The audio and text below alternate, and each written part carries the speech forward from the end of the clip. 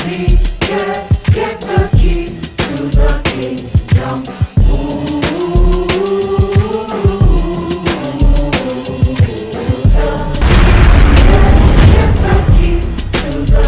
All right, shalom, shalom, everybody.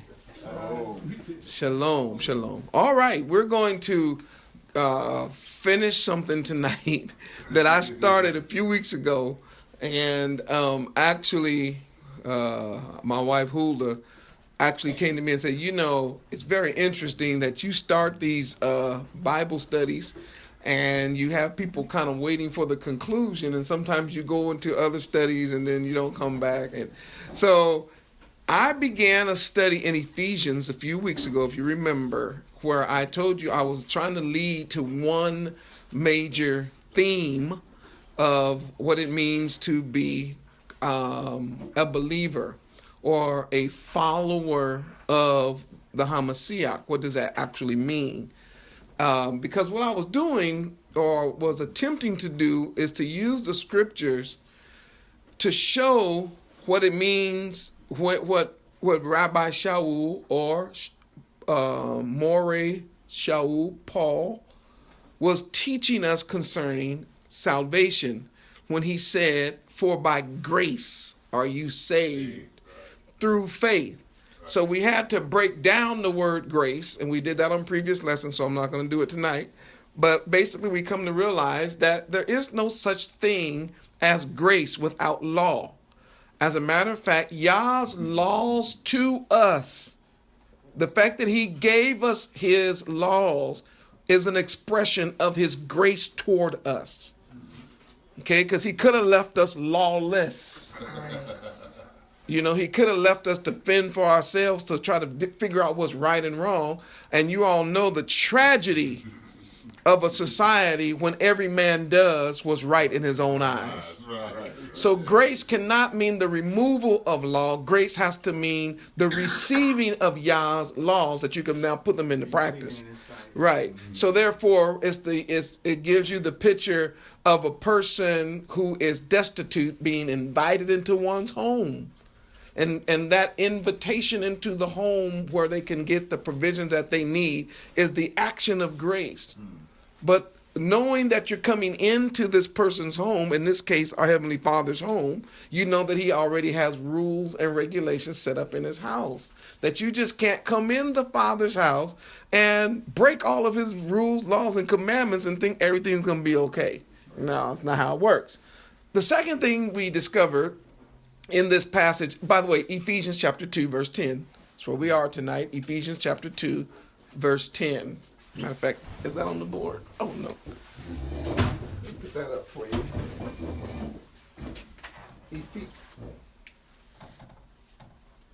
Ephesians chapter 2, verse 10.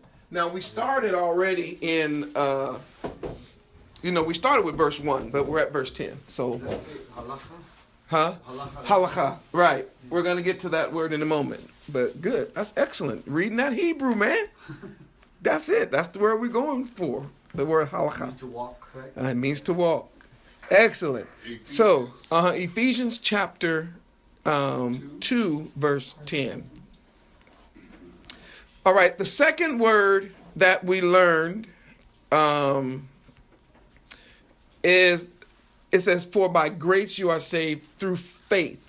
And so we already dealt with the fact that faith is not a feeling, nor is faith some type of weird conviction about something.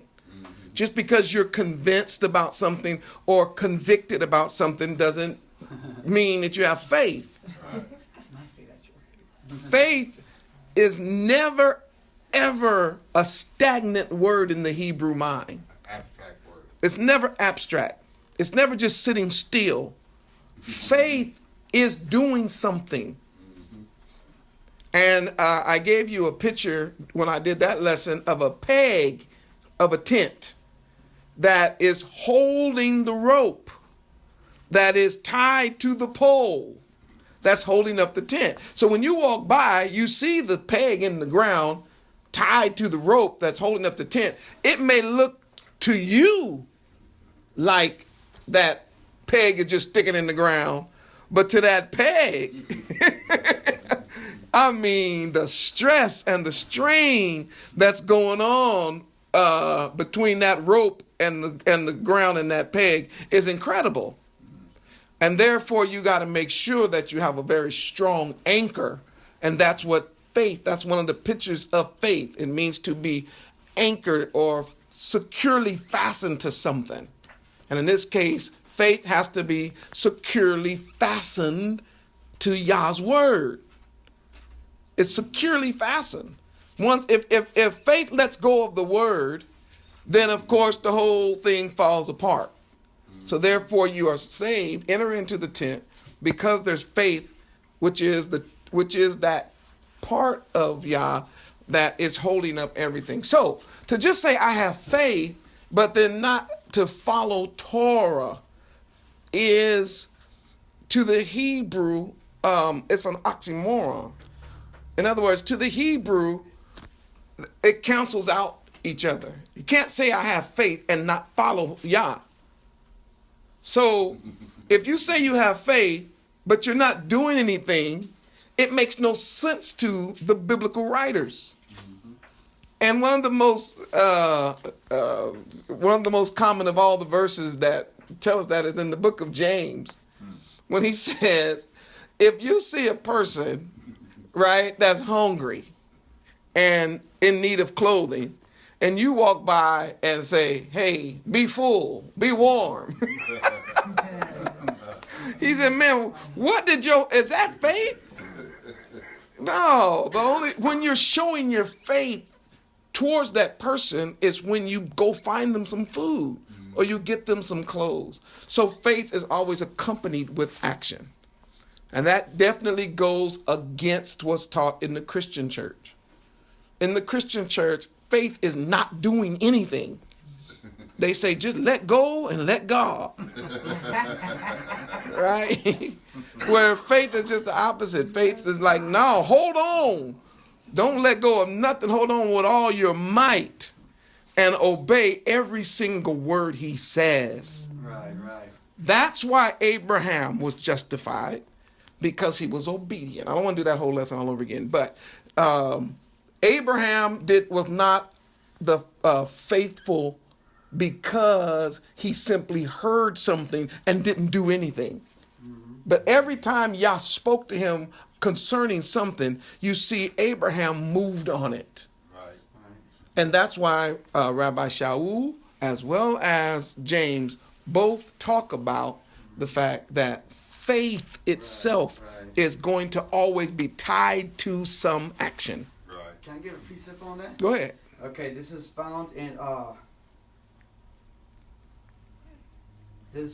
the Apocrypha, the book of Ecclesiasticus, chapter 25, verse 12. And the fear of Yahweh is the beginning of his love, and faith is the beginning of cleaving unto him. And if you go back to chapter 2, verse 15, it says, they that fear the Most High will not disobey his word, and they that love him will keep his ways.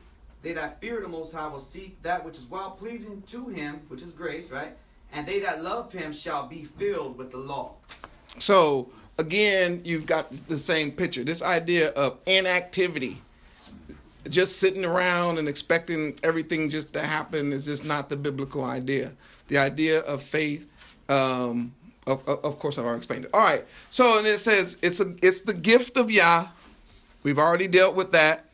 Then he says, not of works, lest any man should boast. And then let's go to verse, so that's 8. Chapter 2. So verse 10, then it says, for we are his workmanship. And again, I showed you that word, which had to do with the fact that you are the product, or you are the work in progress of the Most High. And since he's a master, if this was a house and he's a master builder, you would be his mansion. You get it? Mm-hmm. If you were a work of art on a canvas, you would be his Mona Lisa. I couldn't think of a better picture off the top of my head. That's for the women. Yeah. If in other words, when you have the workmanship and the hands of Yah working on you, it's to produce something of honor. Right. Watch this. So perfect that nobody can come and add anything to it or take away from it. Right. Because a finished product is just that. Right. If you don't believe me, fly over to Paris, go to the Louvre, and walk into the room where the Mona Lisa is, take off all the stuff and say, I don't like the way Leonardo da Vinci did this. And take your pen and say, I want to add this stroke, or take your brush and say, I want to put this stroke here, or let me fix her smile. Let me tell you something. Before you even, oh, no, you ain't getting ready to, as soon as you touch it, as soon as you attempt to. Touch it. As a matter of fact, it's such a masterpiece that they don't even let you really get close enough to it to do that. Then my whole point is, so what makes you think then that as the masterpiece, you, because you are supposed to be the product of the word, you are supposed to allow the Most High to make you into that which he had designed you to be from the very beginning. Okay? And of course, just because we already know this, he's designed you to be the light of the world and the salt of the earth. You're designed to be the kings and the queens, the royal priesthood. You're a royal nation. And I could go on and on with that. Matthew, where he said that? Is that what he said? Yes, that's Matthew chapter 5. Yeah, Matthew chapter 5, beginning at verses 13 all the way down. All right, wonderful.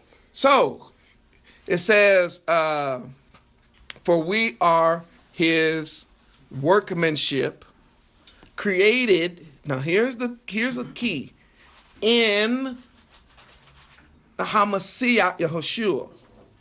So, now what does that mean? How are we created in the HaMashiach?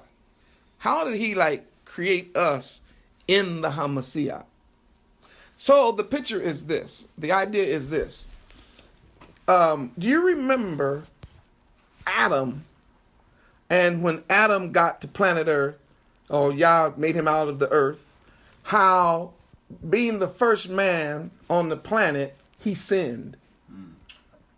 And as a result of his sin, death came upon all men, for all have sinned.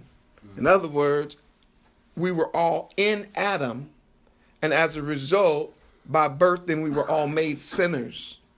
We ended up with this weird tendency toward doing wrong because Adam, our forefather, messed up in the garden after his wife listened to a forked-tongued consultant who had ideas concerning what Yah said, and she hearkened to the voice of the serpent, and then Adam hearkened to the voice of Chawah, because her name is not Eve, that's a European.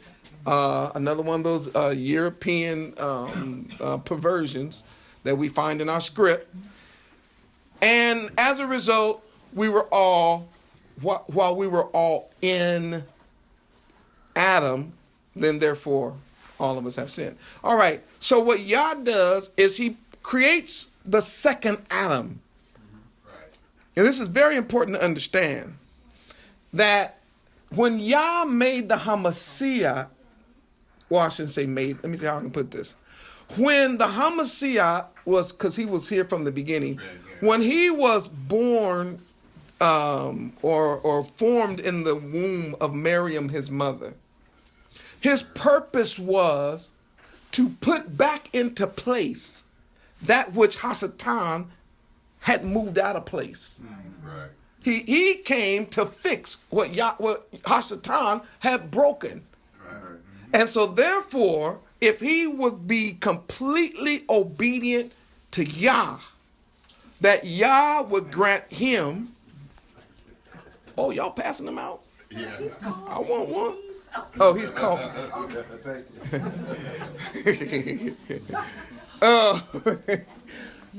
So this is the key. Thank you. Appreciate it. Where was I? Why not? Oh. Dealing with the, right. So, in the Messiah, what Yah was going to do, or what Yah did, was that if our HaMashiach was completely obedient to his Father, which we would call faith, he was full of grace and truth. The word truth and the word faith have the same root word, which means he followed Yah completely. Fulfilled the law. He fulfilled everything that he was supposed to fulfill. Not only the law, but also the prophets. Then Yah granted him the same power that Adam was granted in the beginning. Right. That everybody who was in Adam became a sinner. So then everyone who's in the HaMashiach, he makes righteous. Right. So that you were in him for the purpose of righteousness. Just like in Adam, your purpose became, not purpose, but it was tainted. All right? So, the reason for the Messiah, unlike what they say, is that the Messiah came to free you from the law. No, you talk. Come on now. The Messiah didn't come to free you from keeping Yah's laws. The Messiah came to enable you to keep the laws, commandments, and statutes.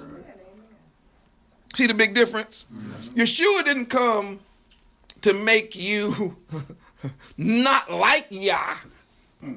He didn't come to twist you and turn you into something weird that doesn't mimic the scripts.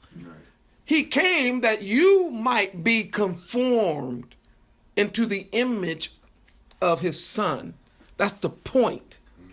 The whole thing, and I'm getting ready to get to my little lesson, and we're going to be done, because that's where I'm going with the lesson, is that the purpose of the HaMashiach was though that Yah could conform you into that image.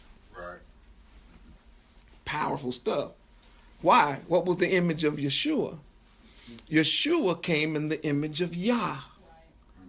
And where do we see that image? In the Torah. That's why when John wrote the book, Yahachanan, when he wrote his gospel, he said, in the beginning was the Word. In the beginning was Torah. Right. And the Word was with Yah, and the Word was Yah. The same was in the beginning with Yah, and it says all things made by him. And it says, and the Word became flesh and dwelt among us, and then we saw it. We beheld his glory as the only begotten of the Father, full of grace and truth, grace and faith, grace and belief, grace and surety. All right? So, y'all got that? Yes. So now watch this. So we were created in our HaMashiach not to break the laws. But the verse literally says here in English, it says,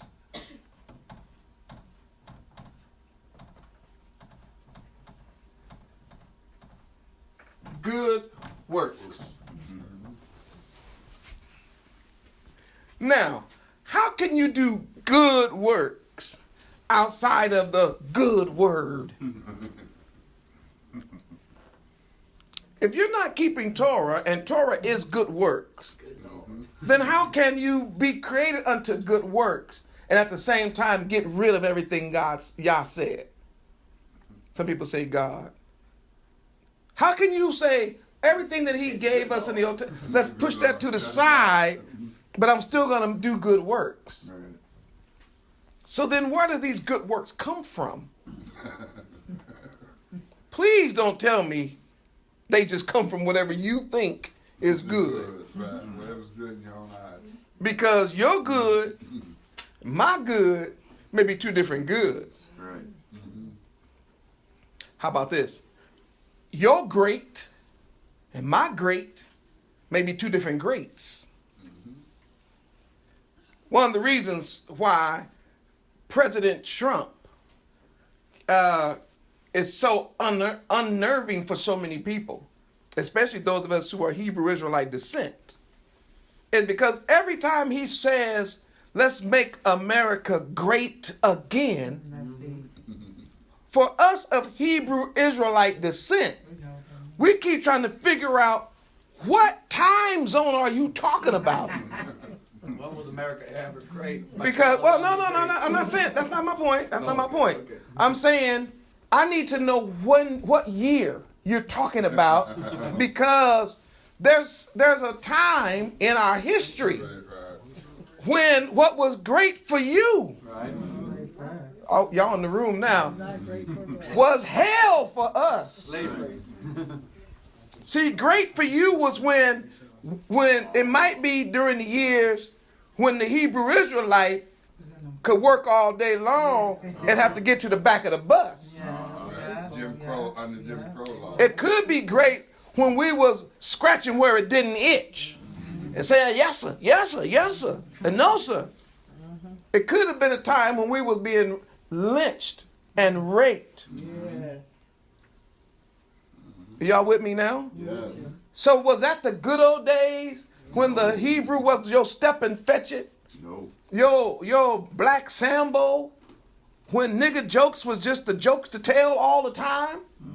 I'm trying to figure it out. When we couldn't drink out the same faucet or eat at the same table or drive in the same communities, I don't know. And that's what unnerves us. Is that when a person starts using those kind of terms of what they consider to be good or they consider to be great or right, then we're always going to have problems because we're not using Torah to define it.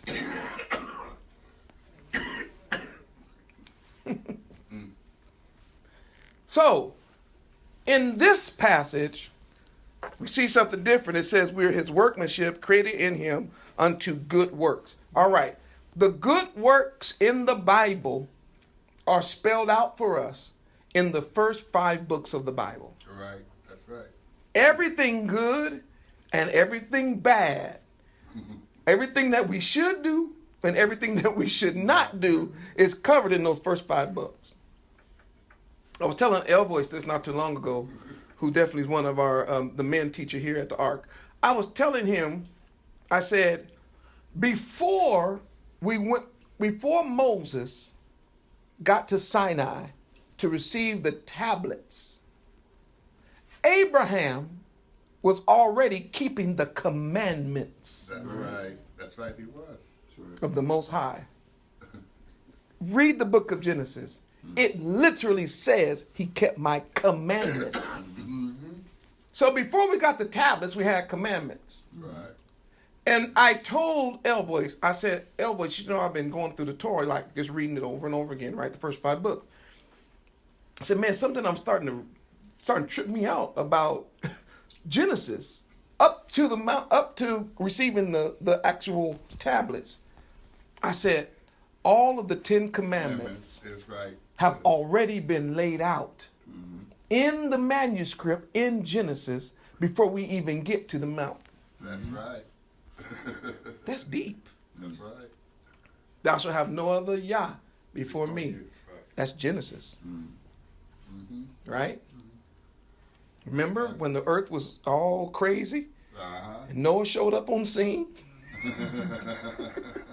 Everybody, why? Because they were wicked. And then the idolatry started with, after Noah, after the ark, you see Nimrod and everybody. And you see idolatry going on, even among Jacob's wives, Right. hiding idols in trunks and stuff. I don't have time to deal with that. Taking the name of Yah in vain.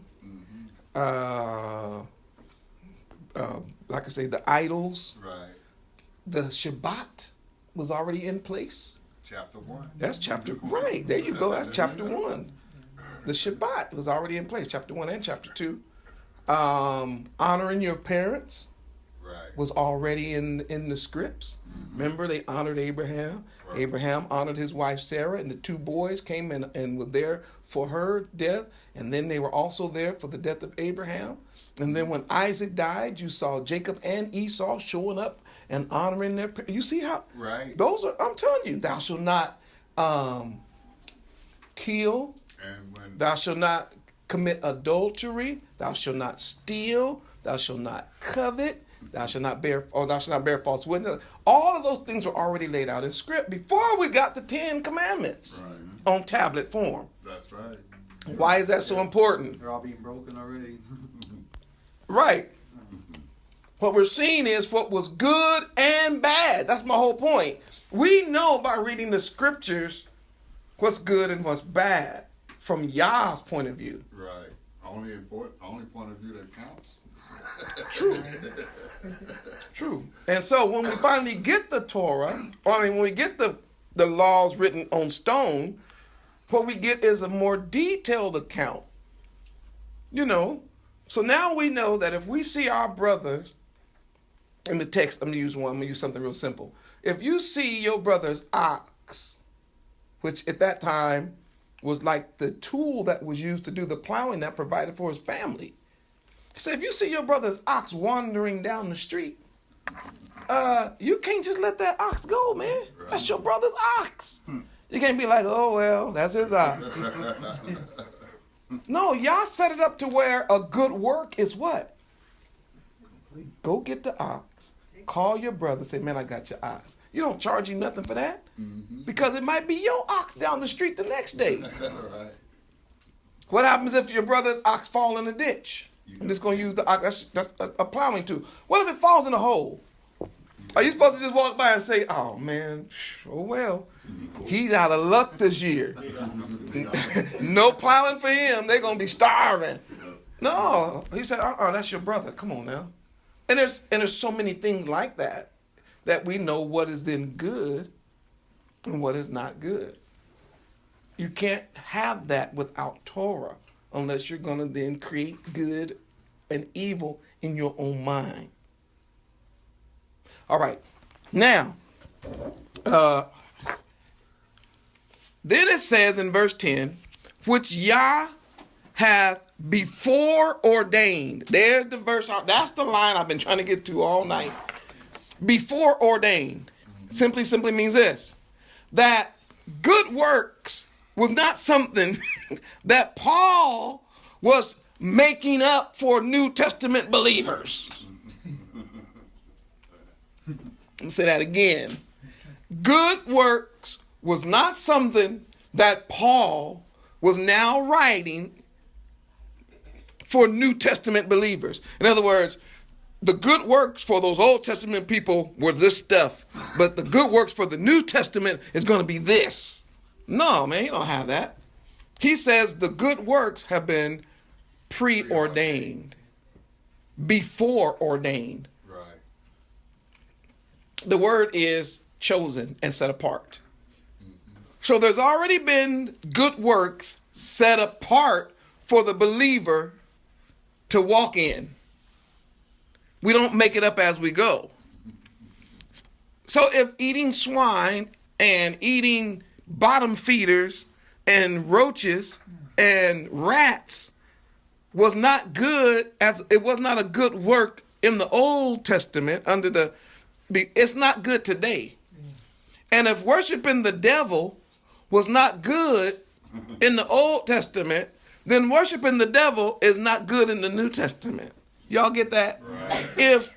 If killing one another was not good in the old book, then killing each other is not going to be somehow in the Christian world good now.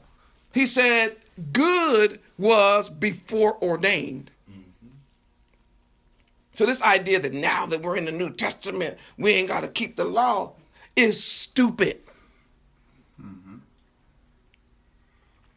And if I didn't have a youngster in the room, I would tell you that it is bull. And y'all can fill in the blank. Fertilizer. Fertilizer. It's bull fertilizer. And that's what they've been doing to us for so long, is that they've been teaching us using Paul and misreading him because we just saw the word which he had before ordained that we should walk in them. In other words, Yah's righteousness is already established before Paul got on the scene. Yes. And all he did was say, y'all got to go back and read what right is and live accordingly. Now, how do I know? Because this is the word, and you brought this out yourself. It's the word halakha. So in English,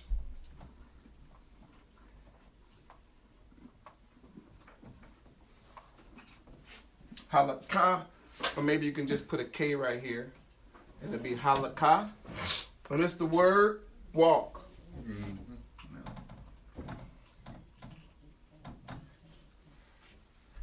And of course, we know that in the Greek, where it says in verse 10, where it says that we should walk in them, that word in the Greek, you can look it up in a regular Strong dictionary, and it'll say peripatho. All right? And in the Strongs, I'm not talking about in the Hebrew dictionary, in the Strongs, they literally say, in the Hebrew, it means. Look it up. The number is 4043. Yep. When you look up that word, it will literally say, in the Hebrew, it means. Or to the Hebrew. Because this word to walk was what's considered to be a Hebrew idiom. Right. When they used that word to walk, everybody knew what it meant. Therefore, when Strong's tries to define this English word, walk, which is, as I said, peripathio in Greek, they say, well, look, I just can't use the word to get on 2 feet and start walking because they're not going to get it. I got to explain to them that this phrase is a Hebrew idiom. So, what is the phrase in Hebrew? What word are they getting this word from? Right. Where did the Greeks get this word from? The Hebrew. The Greeks got this word from the Hebrew halakha. Hey, lamet gives you ha. And look, is lamet final cough. Okay, final cough. Now, we'll get to that in a second. But first, I want to just show you that the Bible defines itself. Right, it does. The words define themselves. So let's do a quick exercise in this particular word. Can I give a precept on what you just said right now? Huh? Can I give a precept on what you just said right now? Go ahead. It's in 2 Peter chapter 3, Mm-hmm. verse 15. It says, "And account of the long suffering of the Lord is salvation, even as our beloved brother Paul also, according to the wisdom given unto him, hath written unto you." Verse 16. "As also in all his epistles, speaking in them of these things, in which are some things hard to be understood, which they that are unlearned and unstable wrest, as they do also the other scriptures, unto their own destruction." So like when you said they took the Greek and then showed it in the Hebrew context. In the Hebrew context, unlearned meant unlearned in Torah, and unstable meant unstable in keeping Torah. Because of that, they stumbled at his words and they twisted words, such as he's saying the law is done away with. Exactly. Right. Exactly. Thank you for that precept. It's exactly what we've been talking about. Everybody is misunderstanding this because nobody is studying it. They don't know the Torah. Because we know Torah, every time I mention it to you all, I can see your head going like this. Yeah, of course. Why? Because we went through every one of those words and those lines and those laws and all that kind of stuff. We already know. So halakha, I'm going to talk about that. It means to walk. But now we're going to find out what was in the mind of the Hebrew when they used that idiom. Matter of fact, not just the Hebrew, what was in the mind of anybody during that time when that word was used? Let's start off in Exodus, and let's grab one verse out of Exodus. Somebody get me Exodus chapter 10, verse 24. So the first thing we're going to look at is Exodus 10, 24. And if you have it, just go ahead and read it so we can all hear. Read loud enough so we can all hear it. And Pharaoh called unto Moses and said, Go ye, serve Yahweh. Only let your flocks and your herds be stayed. Let your little ones also go with you. Okay, so did you hear him say, let your little ones? Did you hear what Pharaoh was saying? Let your little ones go with you. Y'all heard that, right? Mm-hmm. That's verse 24.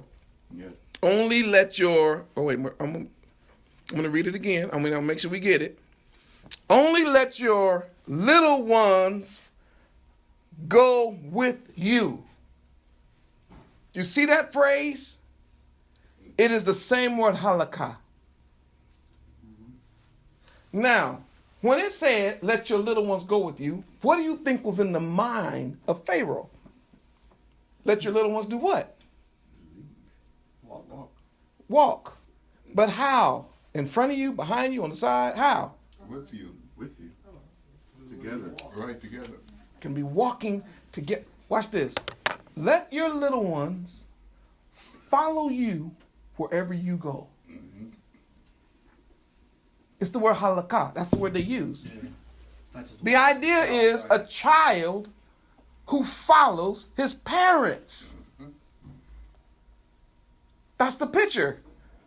In this case, they were going out in the wilderness. So he didn't say, just let your kids go. Anywhere they want. No, he said, man, let them go with you. Why? Because the word halakha means to follow someone or something. Don't mean just to go out on their own. So how is it that this word in the New Testament, some people want to say that you don't have to follow the commandments. You can just go out on your own. Right. No, the time we use it where you see the idiom is let your little ones go. So you see it working as a child who follows his parents. Therefore, the picture of you having Yah as your heavenly Father means you are to follow him wherever he goes. Right. Doesn't mean just run wild. So you see that you were created for good works in the HaMashiac, that you preordained, that you should walk in them. That means you're supposed to be following the works of Yah like a child follows his parents. Mm-hmm. All right? Second place we see it, or not, I mean, we can see it more than that, but another place I want to show you is Proverbs 13:20.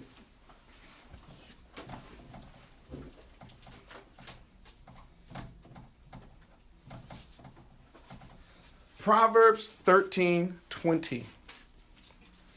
He that walketh with wise men shall be wise, Woo! but a companion of fools shall be destroyed. So now we see this word, halakha. We see it in a different form, but it means walketh, walks with. He says, he who walketh with what? Wise man. Shall be what? Wise. So what does that mean to you? Follow. Not only follow, but what else? Come on now, think Walk deeper. with. Think deeper. If somebody says you're gonna walk, I mean just walk. No, it's Live. follow. It's Huh? Live. Right. Yeah, man. Talking about, man, that's where you kick it. For example. Yeah. It's where you hang out. Say, man, if you always hanging around and living with Wise. and communicating with Wise. and mimicking wise people, he says, you will also be wise. He says, but a companion. So now you see another, because, he's saying one thing and he flips it over. So you see that this word walk has something to do with companionship. Right. You see it? Yes. Companion comes from another word, company. Mm-hmm. So whenever the Hebrew mind thinks of this word to walk, he's talking about a relationship with someone. You're walking with them like a husband walks with a wife, or as a student walks with their teacher. Or in this case, as a wise man walks with wise, or as a person becomes a companion of a fool, it will be to your destruction. Yes. My parents used to tell me that all the time. Birds of a feather, Flock together. you got to watch who you kicking it with.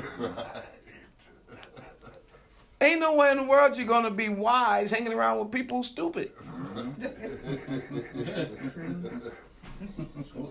If you want to be wise, you're going to have to surround yourself with wise counsel and wise people. That's right. And the only people that are wise, biblically speaking, are folk who follow Torah. Yes. Anybody who does not follow Torah in the scriptures are considered to be fools. Right. Only a fool would look at the Torah and say, I don't want to follow that. Because the Torah is the only rules of life that really make any spiritual, biblical sense at all. Kick out the Torah, what do you have? Lawlessness. Death. Escape from the dark. Therefore, you and I cannot, watch this, right, you see it right there, it's in the text. The companion of fools shall be destroyed. So, what makes you think you can have Purge is good. Astarte, who is a whore queen demon, a demon who is a whore because she's married to her husband and then married her own son, and she was a demonic spiritual queen whose symbol was a snake wrapped around an egg, and a feast that celebrates her and her power of fertility and lust and illicit sex is called Estar's Day. Estar Day. Estar's Day. In English, y'all say Easter Day. Her day was Sunday. It was always a Sunday. That's why Easter is always celebrated on a Sunday. Sunrise. So how can you be a companion with Astarte and think that Astarte will be destroyed but not you? Right. If I'm walking with her, this demon whore queen, and participating in her works and her festivals, and it has become my companion, Right. I live for this. Easter Sunday, some people, if they don't go to church no other time, they going on that whore's day. They're going to spend their money, and they're going to participate in the entire festivities, from getting the clothes to changing, to coloring those eggs and hiding them, to buying a pig, Baking the buns. to baking the buns, to pouring out of the libations. Do y'all get it? Oh, yeah. How can you be a companion of that whore and at the same time want to be a companion of Yah? They have nothing in common. So you got to make a decision. Am I walking with Torah, or am I walking with this crazy world and the devil? So here we first see a child following his parent. The second thing we see is a youth being instructed, don't hang out with fools. Don't hang out with fools because you're going to be destroyed. Now, the third one I want to show you. So the first one is a child. Man, I can't write. The second one is a son. The third example I want to give you is in the book of Ruth. Oh, yeah. And Ruth chapter 2, verse 11. Y'all find that? Ruth chapter 2, verse 11. And believe it or not, I'm almost done. Ruth 2:11.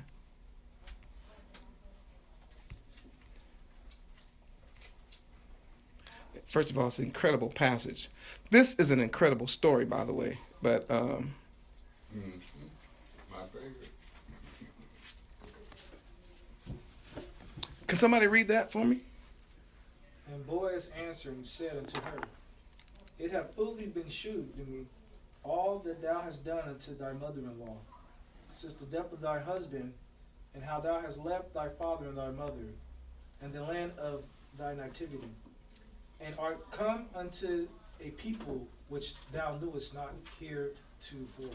All right. So here the word halakha is found in that. In fact, let me make sure I get it right. It's found in where it says, and art come, and have come. So I want you to read that verse again, please, and read it loud. We get it on tape. It's going out worldwide. And Boaz answered and said unto her, It hath fully been shewed me, all that thou hast done unto thy mother-in-law, since the death of thine husband, and how thou hast left thy father and thy mother, and the land of thy nativity, and are come unto a people which thou knewest not heretofore. All right. So watch this. This same word, where it says, and have come, halakha, is very interesting.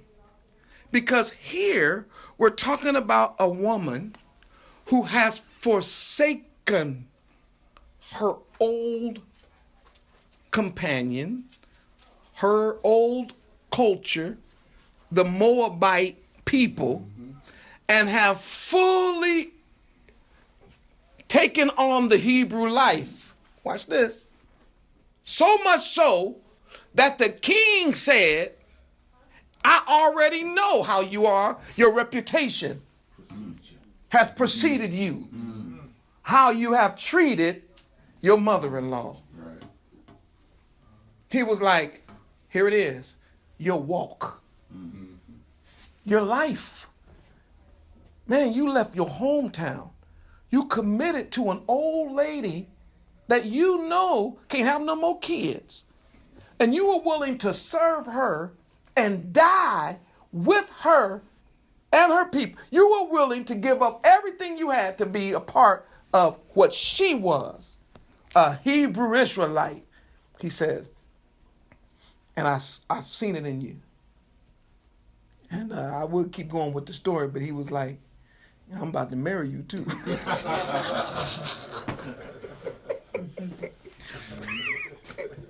So you left your homeland. You left the land of your birth in order, and again, dealing with that word, in order to become a Hebrew. In order to become what you were not before. Now, when we start, think in your mind, because I'm still using that Ephesians passage where he says, for now you are created. Because he first, in Ephesians chapter 2, he talks about the Gentiles who were dead in trespasses and sin. And then he explains to them how they were regenerated and saved by becoming a part of the family. But then he says, who once walked after the flesh, walked after the ways of the Gentiles. He said, but something had to happen. You had to leave all of that foolishness behind to come walk with the Hebrew Israelites. You can't walk with us and go on an Easter egg hunt. You can't walk with us and sit down to pig dinners. You can't walk with us and have Christmas trees in your house. You cannot walk with us and decide that you want to be a man and marry another man, or a woman and marry another woman, or a man want to have sex with an animal, or a woman wants to have sex with an animal, because our family don't get down like that. So if that's the way you were before, just know that if you hook up with us, there is a preordained set of rules and regulations that we all walk by. Yes. I don't care what you did before you came to know that you was Hebrew. But I'll tell you what, once you found out, I don't care if Halloween was your favorite time of the year. We don't do Halloween here. We have Feast of Tabernacle. And we don't do Christmas here. We have Hanukkah. We don't do no Estarte. We have Passover. Y'all get that? Amen. And I can go on and on. We treat each other right. as brothers and sisters. In this family, ain't no big I's and little U's. We're all brothers and sisters in this walk. Ruth said to her mother-in-law, where you go, I'll go. Your people go. Where you stay, I'm going to stay. Your people going to be my people. Your Elohim, that means all of the laws and rules and regulations will now be mine. And where you die, that's where I'm going to die. And so let it be unto me if I don't do everything I say. Boy, that reputation went forward. That king saw her. He was like, hey, who is that? And that's what they told him. They said, not because of what she, quote unquote, and I'm using the Christian term here, he didn't see her based on how she believed. Right. That was how she did. He saw her based on What she did. what she did, how she gave up the old way of life and voluntarily accepted the way of the Hebrew Israelite. And as a result, was married to Boaz and became a grandmother to King David. And to Yeshua. Boy, that is, Great, brother. whoo, that's too deep. All right, last example. You guys have been so kind. Last example, so we saw it as a child, as a son. Here is an adult, or we can say a convert. Number 4, we're going to see that same word in Jeremiah, chapter 6, verse 16. Jeremiah 6:16.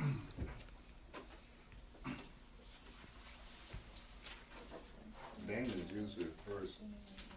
Got that computer. Go ahead and look it up. Thus said Yahuwah, stand ye in the ways, Hallelujah. see and ask for the old paths, where is the good way, and walk therein, and ye shall find rest for your souls.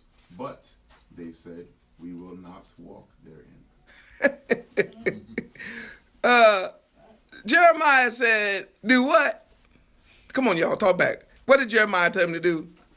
Stand in the way Where? in the way. And do what? See. and see Keep going. and ask Ask for the old, For what? for the old path. No, the new paths. Old. No. Because the old has been done away with. You got to ask for the new paths, right? Verse 19 tells you what that is. Do you understand what's going on here? Jeremiah is telling the people through Yah, the old path is the path you're supposed to be on. But what do they tell you in church today and in religious circles? Ain't no more old. We in the new. Where is it in Scripture where we are supposed to abandon the old path and now walk in this new path that's created in the mind of Paul? Right. No, Paul himself says you are to walk in the path preordained. Same thing, Jeremiah. Same spirit. They're both pointing to Torah. Right. So Jeremiah is not only speaking to an adult, he's talking to a nation, Right. which means all of us. You should read it up to 19. Oh, you know I'm going to. Come on, man. Come on, man. Shoot. Got to. He says, stand. He says, go stand in the way, look for the old paths, and then ask. He says, and you got to walk in them. There's the word again. It's halakha or yuleku, but again, it's just the tense. It's the same word, same root word. So now that you know that there's an idiom, that's an idiom, what do you think he means when he says walk in the old path? What do y'all, anybody in the room, what do you think he means when he says that? Go by Torah. Go by the Torah and do what? Whatever the examples you're supposed to live by, live. Go back, read it, know it, see it, observe it, obey it, live that way. They said the same thing to Jeremiah that they said to the HaMashiach, to Rabbi Shaul, and that they saying to me, More Yahushua today. Man, please, I ain't going back to that old stuff. Nothing new under the sun. You talk to somebody and they say, oh, no, you trying to take me back to the old. Judaizing. Old time religion. But see, that's why, you know what? I'm glad you mentioned that, Green, because I was going to go somewhere with that, and you reminded me of something.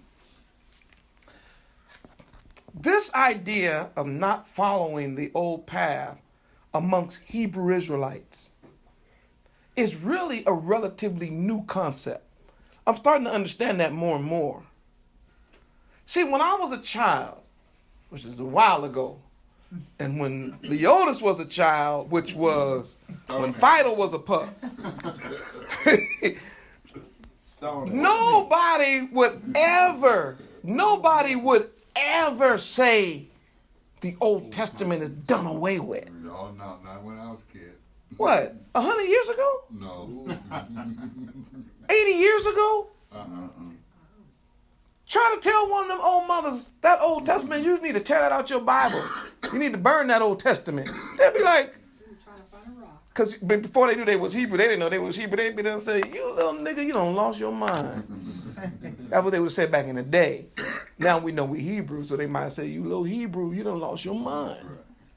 Because back in the day, nobody was telling them that the Old Testament was done away with. When I went to church as a baby, they taught us to memorize Genesis chapter 1. Yeah.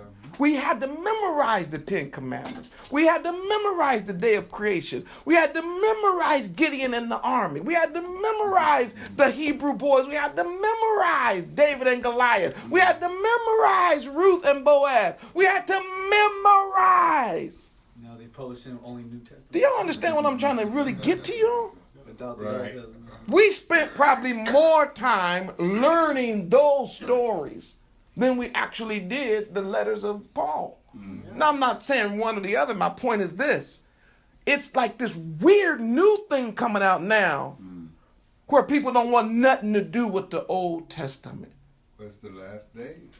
And the Bible says that's what happened in the last days. But Jeremiah said to his generation, which was what? Removed from Moses, Right. probably, about maybe 500 years. Can you imagine what they were saying back then to him? Right. Negro, you serious? You trying to take us back to Torah? Take us back to Moses. What is wrong with you, man? We way past Moses. Man, we done went from Moses to Joshua to the judges. We done had king after king. What are you talking about? Go back. So let's see what they said. Let's see what they said in verse, I think it's still verse 16. Yeah. What they say? We will not. You got to be joking. Did they really? They really said we will not. And that's powerful within itself because the we. Right, I'm telling you, it's nation. Yeah, the last one. Did I write that? Did I tell you that? Yeah. So the last thing I want to show you is nation. Right. That's what we're dealing Actually, I'm going to take a picture of this. This might be a book one day. So you know that there's the walk of a child, the walk of a son, the walk of an adult. But now we see that same word is used concerning a whole nation. Right. Who's telling the preacher, I ain't going back to the Torah. Right. Y'all can forget it. This same group of people, he said, y'all stop worshiping Easter and Astaroth. Same book. Right. He said, stop them cross buns, stop the libation, stop killing that swine. And the Christmas And she's the goddess of heaven. He said, stop. And they said, no, we're not going to stop. Because when we celebrate this feast, when we celebrate her, they said, the Queen of Heaven, we get stuff. So do you understand? Yes, that's exactly what it is. They said we get stuff. Yeah. So what happens during Easter? We get stuff. You get new shoes. You get some cologne. You get some socks. You get a new suit. So if you stop doing it, they say we're not going to get nothing. Right? You're going to get a dinner. You're going to get to see your friends. You get stuff. And they said, so we're going to keep it. Same thing with Christmas. Why do people keep Christmas? They want presents. They get stuff. They get this, they get that, they get shoes, they get cologne, they get perfume, they get toys, they get cars, whatever it is. And let me tell you the main reason. I know it's time to go. Let me give you the main reason. Because pastors get paid More money. big money on Easter and Christmas and Mother's Day and Valentine's Day and all those pagan festivals. So it don't matter if you talk to that preacher till you blue in the face. He gonna tap dance around them scriptures like Sammy Davis Jr. in his prime. Brothers and Christians pay them off as well. Boy, he gonna be backpedaling and shuffling like Michael Jackson. Talk about Billie Jean. Moon walking away from you like, uh-oh, no. Talking about my money. They get stuff. So they say, no, we're not going to do it. Right. Crazy. That's what they said. What do they say to you today?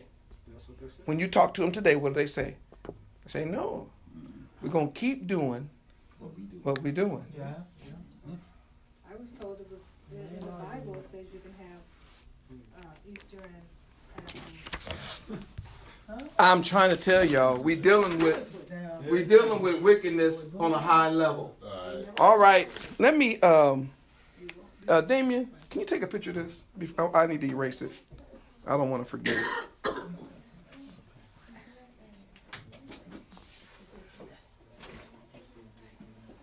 All right, because I want to close this by showing you guys one more thing. I want to show you this one more thing, and it has to do with this word, halakha. What about the phrase, unless I can two walk together unless they agree? Ah, that's funny that you mentioned that. I'm getting ready to deal with that right now.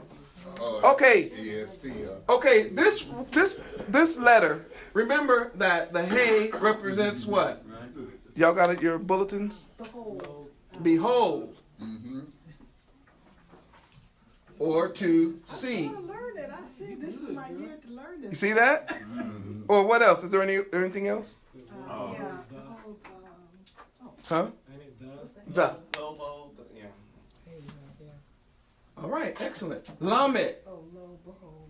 Lamed. Anybody remember what the Lamed is? Go, control, towards. Control, It looks like a staff too. Yeah. toward, Shepherd's staff. Shepherd's staff.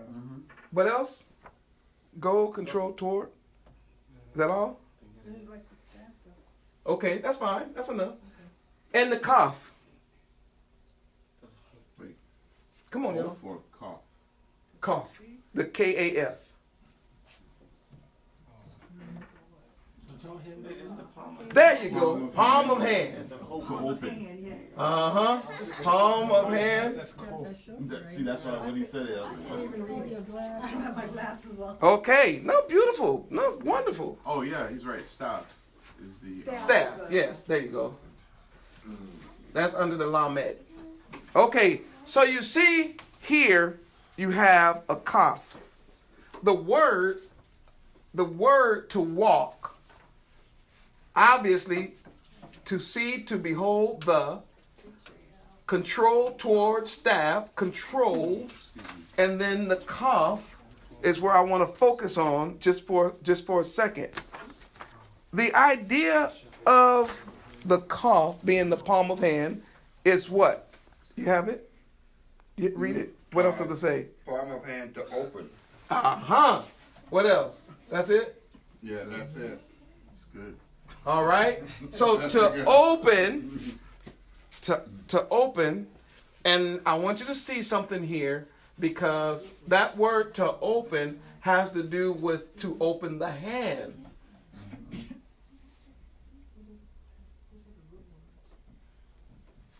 And the idea is Yah has the blessing in his hand. And what you want him to do is open his hand so that then you can receive the blessings from his hand. So you get that? Now, so if we're walking with our eyes somewhere following the hand of Yah, it takes us to a place where we receive the blessings of Yah. So halakha should always remind us when you hear about the walk of the Hebrew, it's the walk that leads us in the path of righteousness to the blessed hand of our Yahuwah. It leads us to blessings. And there's two words here that I want to show you. And this is not something you have to know, but just kind of write it down. That kaf, there's a word called kavana. And it has to do with the root word, well, there's a kaf in it, obviously. And it has to do with focus. And this is where Elvis kind of mentioned it. It has to do with focus. So when in each of these illustrations that we use, from a child, a child, a son, Ruth as an adult or a woman, and a nation, each one of those instances requires that the one that's doing the walking must focus, must concentrate himself or herself to one thing. Yep. The children had to focus and follow their father, right? The son was told to follow the wise man, right? Ruth was following Naomi. And the nation, unfortunately, was told to follow Torah. But they said, no. So as a result of not following and focusing, then they don't get the blessing of the open hand. So what does Yah do? He withholds his blessing. And as a result, no rain. So it's a desert. Remember the land got destroyed. Right. First there was locusts in the land, and then no rain and a drought, and then they were poor, and they ended up in captivity, and they ended up off the land and all that. Why? Because Yah says, you're not following me. Another word for inka has to do with the idea of what is your aim. So for the Hebrew Israelite, why are you in this in the first place? What's our goal? So therefore, following Yah is goal-oriented.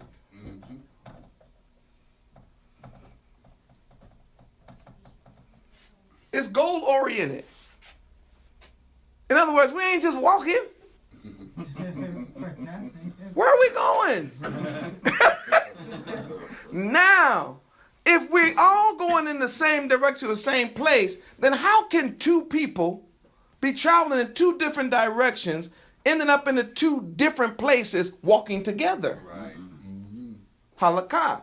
That's why Paul says you were created in the good work that was preordained. Why? Because now you are going to start walking the same walk that we have been walking ever since Yah formed us into a nation.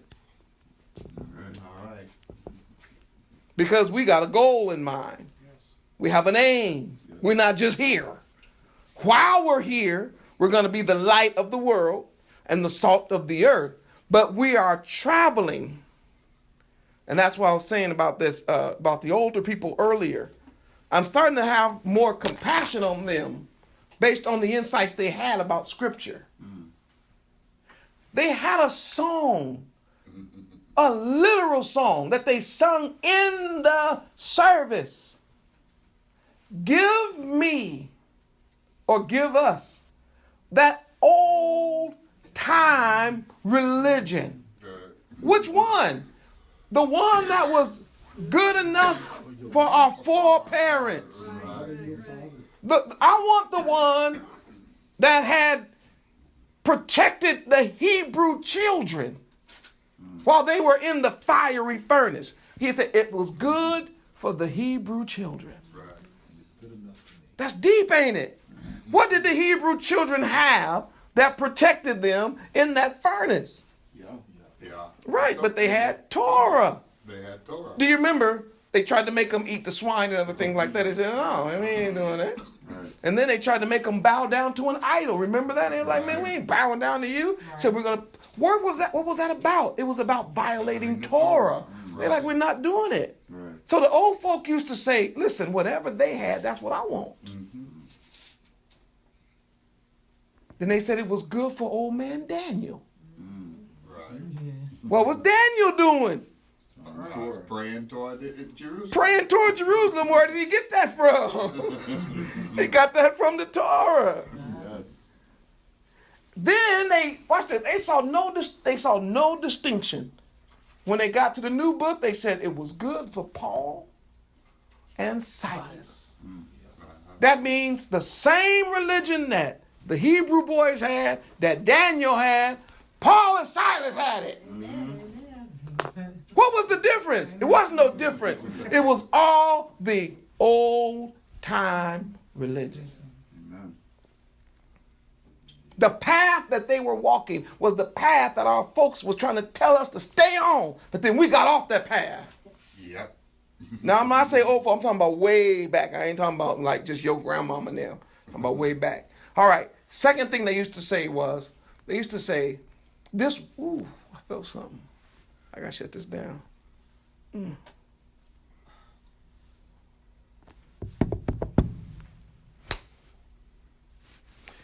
Oh, shoot. They would say, this world is not my home. Right. I remember that.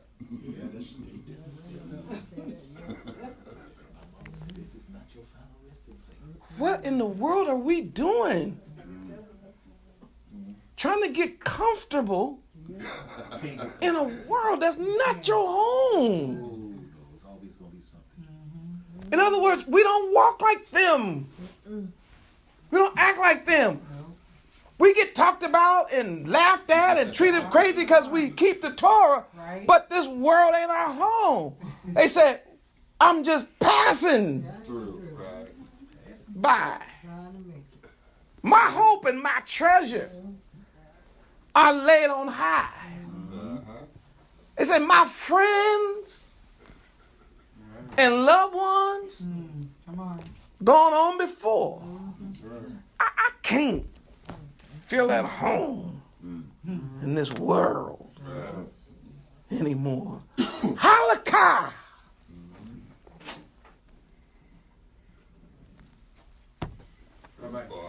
All right, I'm done. Right. Thank you all. You all have been kind. Go ahead. I've heard that phrase many times before. Ask for the ancient, ask for the old past. They never equated to the laws of Moses, but this is the first King James Bible, right, 1611 edition, and it has all the precepts from Isaiah to Malachi to Luke, where it talks about the laws and commandments. Yeah. Even in Luke, where it says Abraham told the rich man, they have Moses and the prophets, let them. Yeah, matter of fact, that was one of my scriptures. I didn't get to it tonight. Yes. When that rich man died, and he said, Father Abraham. Thank you for bringing that. I might as well close with that. Father Abraham. He said, yeah. Number one, can you send Lazarus to dip his finger in some water and come over here and cool my tongue? I'm being tormented. First of all, fool. Ain't no ordering Negroes around no more. So you used to that. Every time you see a Hebrew, you want to tell them to go do something. Would you go get me this? Would you go get me that? Would you go do this? It don't work like that here. Rich man. Lazarus is resting well. in the bosom of Abraham. He ain't getting up to get you nothing. What's wrong with you? Thinking you can, just because you was big on this side, you're going to try to run this side and point and order somebody. No, you ain't not even a drop. How about that? Then he said, well, then send him back. Boy, Davies, you are some kind of self-centered egomaniac. You are completely self-absorbed. Yep. Send him back. Send him back. Who wants to come? He's been suffering, struggling, poor. The world was not a friendly place to him. And he's finally at rest in Abraham's bosom, and you want him to go back. He said, besides that, it's a go fix. He can't do it anyway if he wanted to. Then he said, they have, because he said, listen, I got other brothers. Remember, that's what the rich man said. Five brothers. Got 5 brothers. Said, man, can you go back? And he said, they got Moses and the prophets to listen to. Now watch this. It's a cold line in that parable. He says, nay, this fool is in hell arguing with Abraham. Talking about, no. They're not going to listen to Moses and the prophets. But if a man come from the dead, they'll listen to him. Because if there's some miracle of a resurrection in their face, then yeah, because we all called Lazarus a nigga. We all called him a bum. And if he comes back, it's going to like shock them. He's like, man, no. If they don't listen to Moses and the prophets, they're not going to listen to nobody, even if they do rise from the dead. All they're going to say is he wasn't really dead or some kind of trick. Right. He wasn't saying Moses was alive back then. He's talking about the Torah. Right. Right. Everybody knows they're not going to listen. That's my whole point. Y'all catching the point, right? It was a triple. David was out of his dang mind, the rich man. Now, Yahushua Came from the dead. died on the cross, didn't he? On the tree. They still don't believe. Buried. Yeah. Rose again. Yeah. And niggas still having Easter egg hunts. What are we talking about? Father's Day, Mother's Day, all that. Folks still killing swine. Yeah. And eating it like it's the thing to do. Right? Who they go to? Can't get mad.